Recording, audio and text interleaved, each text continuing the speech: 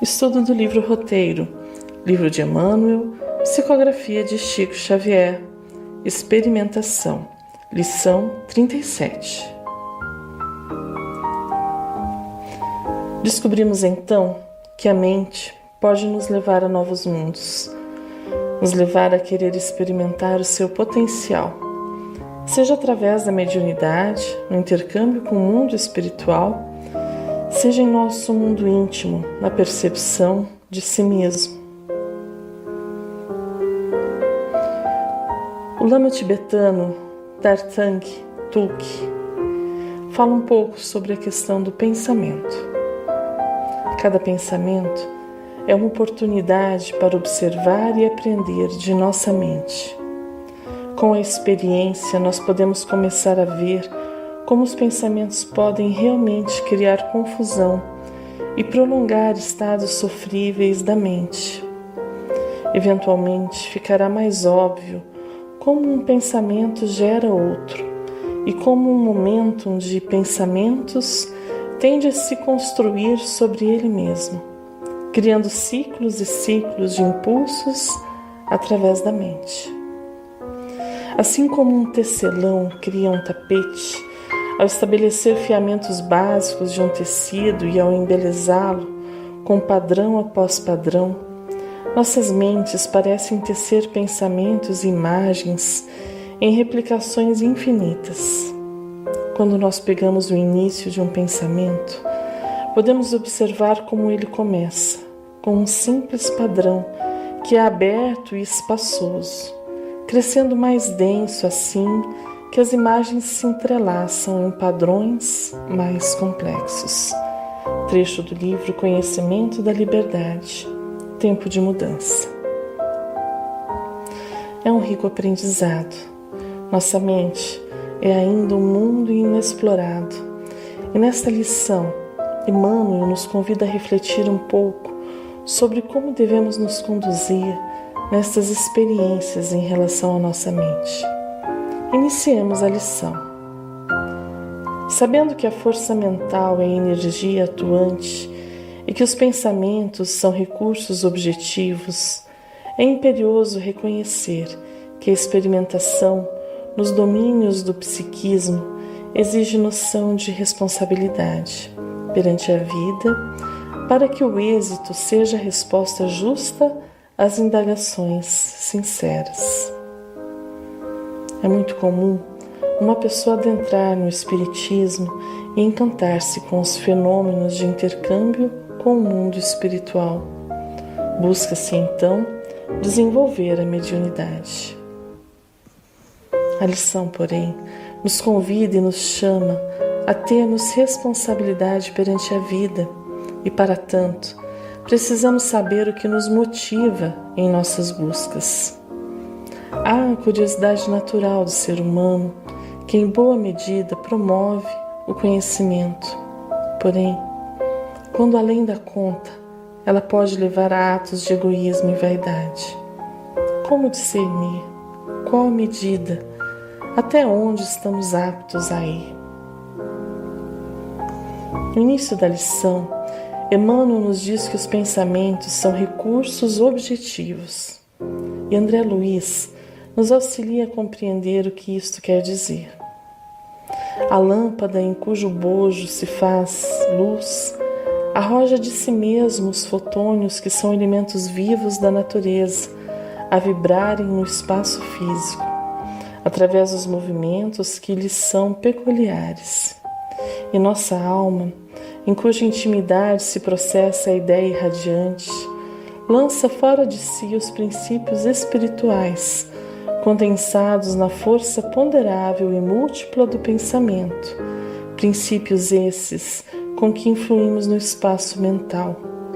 Os mundos atuam uns sobre os outros pelas irradiações que despedem e as almas influenciam-se mutuamente por intermédio dos agentes mentais que produzem.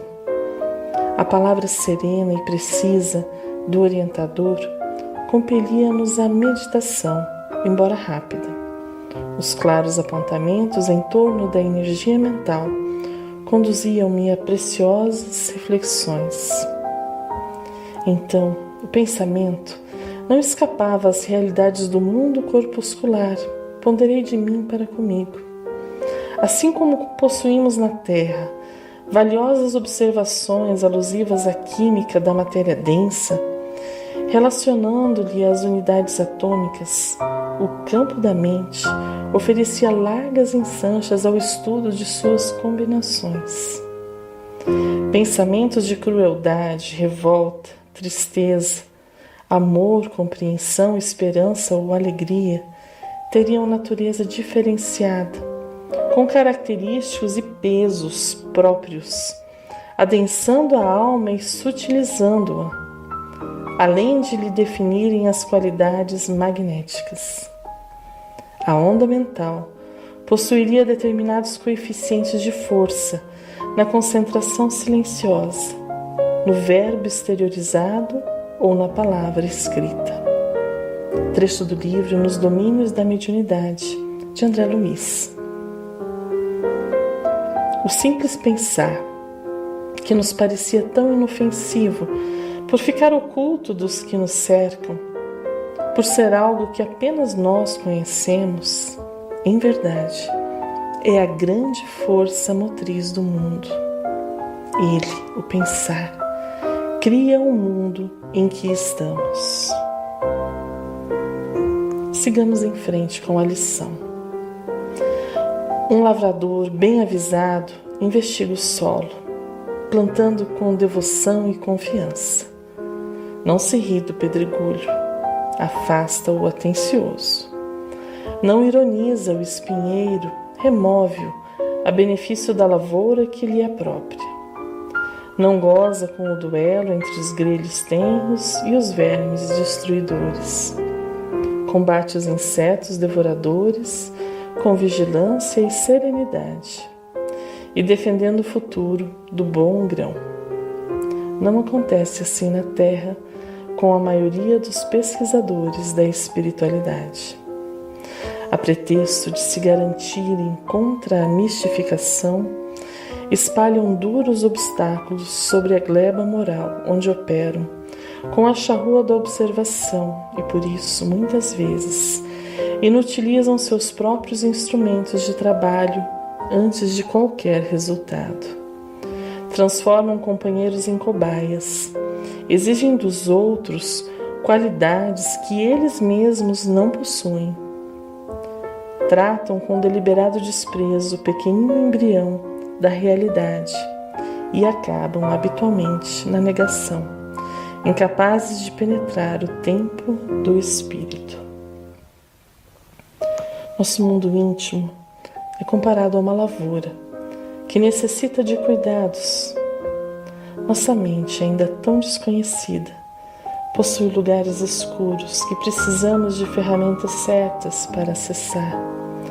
Recordações e impressões de muitas vidas que guardamos em formas de sentimentos cristalizados que necessitam de muito cuidado. O aviso é que se saiba que não estamos entrando em território limpo ou desocupado. A mente é repleta de coisas boas e ruins, não apenas a nossa, mas de todos os que nos cercam, encarnados e desencarnados. Mediunidade e animismo.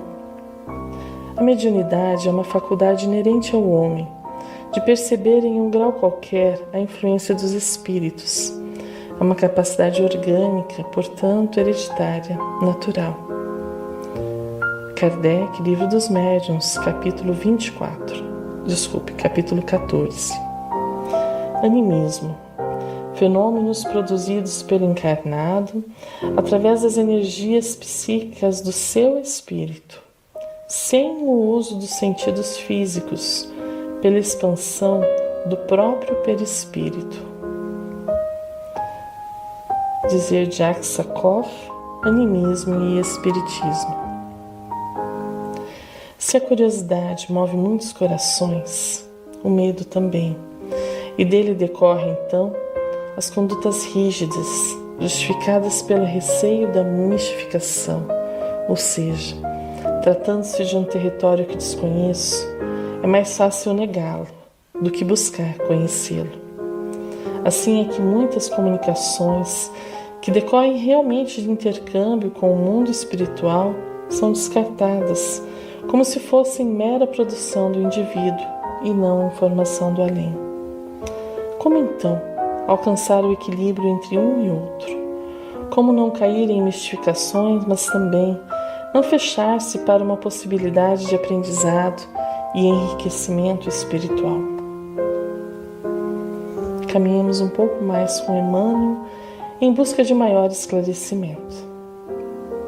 Importa reconhecer que o fruto é sempre a vitória do esforço de equipe. Sem a árvore que o mantém, sem a terra que sustenta a árvore, sem as águas que alimentam o solo e sem as chuvas que regeneram a fonte, jamais ele apareceria. Sem trilhos, não corre a locomotiva. O avião não prestaria serviço ao homem sem campo de aterrissagem. As revelações do céu reclamam base para se fixarem na terra. Uma experiência psíquica necessita de preparo para ser bem-sucedida. Desenvolver a mediunidade, aprender sobre ela, perceber a si mesmo, aprendendo a conhecer o que é seu e o que é exterior. Buscar auxílio de quem já vive esta experiência há mais tempo. São muitos os caminhos para que a nossa mente possa desenvolver-se de forma saudável e equilibrada. A mediunidade é fenômeno inerente ao homem, já vimos isso anteriormente. Não precisamos temê-la ou deixá-la apenas para os que a têm ostensivamente. Todos estamos aptos a aprender sobre a forma como a nossa mente recebe os bons fluidos que emanam das esferas superiores, bem como necessitamos aprender como nos defender das baixas vibrações que rondam o nosso planeta. Nesse sentido, Humberto de Campos, como irmão X, nos ensina: tempo virá em que os homens compreenderão que a mediunidade não está circunscrita a determinados seres. Todas as criaturas são instrumentos do bem ou do mal, médiuns do plano superior ou inferior no campo infinito da vida. Ninguém foge à corrente de inspiração com que sintoniza. E todos os que marcharam na vanguarda da verdade e da luz sofreram o assédio da mentira e da treva, não obstante a sua condição de instrumentos da providência divina para o aperfeiçoamento e felicidade do mundo. Trecho do livro Lázaro Redivivo. Bezerra de Menezes, pela psicografia de Chico Xavier, traz importante mensagem sobre forças mentais. Amigos, tendes observado os poderes do pensamento, exibições vivas, demonstrações e estudos. Não nos iludamos quanto à necessidade do burilamento espiritual, em se tratando de realizações coletivas, para conquistarmos na Terra o domínio dessas forças. Consideremos que por agora, no plano físico, somos criaturas nem sempre harmoniosamente afinadas umas com as outras. Se milhares de inteligências se unirem na atualidade, numa faixa única de sintonia, sem o aperfeiçoamento a que nos reportamos, o que seria das comunidades terrestres se as projeções de energia mental concentrada se fixassem nos assuntos de hegemonia ou destruição? O ensinamento de que se nos clareia o raciocínio atinge por analogia os nossos problemas de intercâmbio entre os dois lados da vida.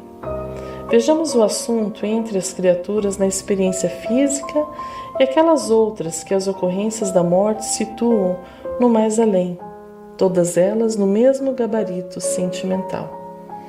Como reclamar segurança e ordem, paz e harmonia entre os dois planos, se espíritos imperfeitos que ainda somos, viéssemos a usar o expediente a que nos referimos, a fim de provocar manifestações e pronunciamentos em regime de urgência, unicamente atendendo a critérios pessoais.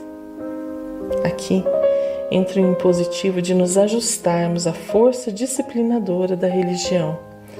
Se nos propomos a manejar com proveito os recursos do pensamento, é preciso que a oração nos controle os impulsos para que o espírito de utilidade se nos sobreponha à vocação para o tumulto. Sem a ideia de Deus e sem a prática do serviço desinteressado ao próximo, não nos será possível sintonizar integralmente as forças da vida com a lei do eterno bem. Pensemos com base no amor que Jesus nos ensinou, e teremos a chave que nos descerrará a caminho de elevação para a felicidade comunitária no grande amanhã. Trecho do livro Vereda de Luz. Eis a base para que as revelações dos céus se fixem na terra: o amor. Sigamos em frente com a lição. Geralmente, quem procura notícias da vida invisível integra-se num círculo de pessoas com as quais se devota ao cometimento. Quase sempre, no entanto, espera a colaboração alheia sistematicamente, sem oferecer de si mesmo, senão reiteradas reclamações. A natureza, todavia, revela a necessidade de colaboração em suas humildes atividades. Um simples bolo pede ingredientes sadios para materializar-se com proveito. Se diminuta porção de veneno aparece ligada à farinha, o conjunto intoxica ao invés de nutrir. Quem deseja inundar-se de claridade espiritual, traga consigo o combustível apropriado. Não basta que estejamos em local adequado, como uma boa casa de oração, para que tenhamos um bom desenvolvimento psíquico. Os motivos que nos levam lá são de grande relevância. Se buscamos interesses pessoais, nossa motivação é egoística e nosso trabalho estará alicerçado neste querer equivocado. De outro modo, se nossa motivação de aprendizado é para conhecer e servir, estaremos agregando ao grupo uma força mental saudável, equilibrada. É momento, então, de refletirmos com sinceridade sobre as nossas motivações íntimas para determinado trabalho. Estar em uma casa espírita ou em qualquer outro lugar requer de nós o desejo de amar e servir. Só assim seremos efetivamente úteis. Recordemos que Deus conhece tudo que há dentro de um coração. Não obstante tratar-se de algo íntimo, poderemos perceber ainda que sutilmente a atmosfera psíquica do grupo em que nos encontramos. A lição nos dá ensejo a essas reflexões. Sigamos mais um pouco com Emmanuel. Não adquirimos a confiança usando o sarcasmo, nem compramos a simpatia distribuindo marteladas indiscriminadamente. O grande rio é reunião de córregos pequeninos. A cidade não se levanta de improviso. Todas as realizações pedem começo com segurança. Um erro quase imperceptível de cálculo pode comprometer a estabilidade de um edifício. A experimentação psíquica realmente não caminha com firmeza sem os alicerces morais da consciência enobrecida. Nossa contribuição em relação ao mundo em que vivemos parece-nos muitas vezes tão ínfima, tão pequenina, que quase inexiste. Porém, cada gota que compõe o oceano é parte do oceano, ainda que não as vejamos individualmente. Assim, torno-me responsável pelo mundo ao meu redor. Sou parte dele, assim como todos o são. Caminhamos juntos conforme a vontade do nosso Pai Criador, uns auxiliando, outros necessitando de auxílio, porém, todos juntos.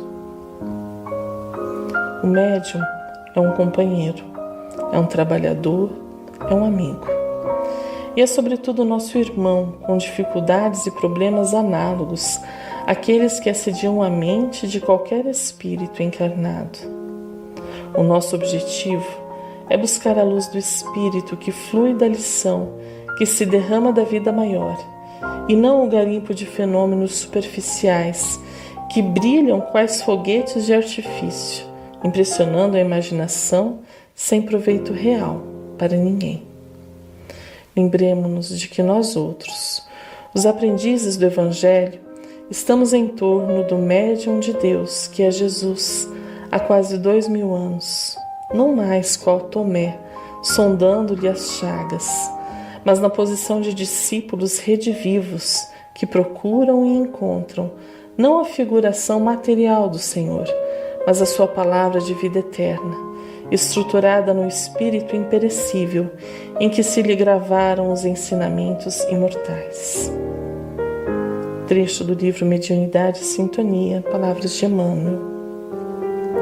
Encerremos a lição. Cada espírito humano, microcosmo do universo, irradia e absorve. Emitir a leviandade e a cobiça, o ciúme e o egoísmo, a vaidade e a ferocidade, através de atitude menos digna ou da crítica destruidora, é amontoar trevas em torno dos próprios olhos. Ninguém fará luz dentro da noite, estragando a lâmpada, embora o centro de força continue existindo. Ninguém recolherá água pura num poço terrestre, trazendo à tona o lodo que descansa no fundo. Não se colhe a verdade na vida como quem engaiola uma ave na floresta. A verdade é luz. Somente o coração alimentado de amor e o cérebro enriquecido de sabedoria podem refletir-lhe a grandeza. Usemos nosso mundo mental para o bem, sem abuso e com discernimento. Caminhemos em constante melhora e, principalmente, caminhemos com Jesus. Sem nos esquecer que todos somos médiuns e relembrando as palavras de Jesus, de que é pelos frutos que reconheceremos a boa árvore. Encerramos este breve estudo com as palavras de Kardec. Os médiuns são os intérpretes dos espíritos. Suprem nestes últimos a falta de órgãos materiais pelos quais transmitam suas instruções.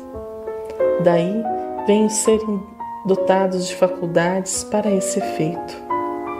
Nos tempos atuais de renovação social, cabe-lhes uma missão especialíssima. São árvores destinadas a fornecer alimento espiritual a seus irmãos.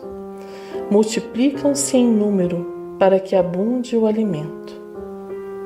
Há-os por toda parte, em todos os países, em todas as classes da sociedade, entre os ricos e os pobres, entre os grandes e os pequenos, a fim de que em nenhum ponto faltem, a fim de ficar demonstrado aos homens que todos são chamados.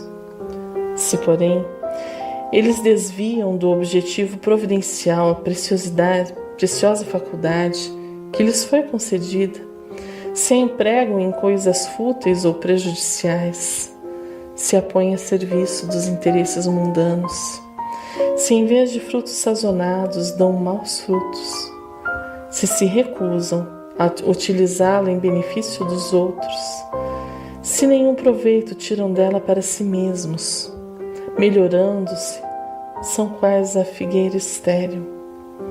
Deus lhes retirará um dom que se tornou inútil neles, a semente que não sabem fazer que frutifique, e consentirá que se tornem presas dos espíritos maus. Evangelho segundo o Espiritismo, capítulo 19, Parábola da figueira que secou. Perguntamos então: quais os frutos que sua árvore está dando? Um fraterno abraço e até o próximo estudo.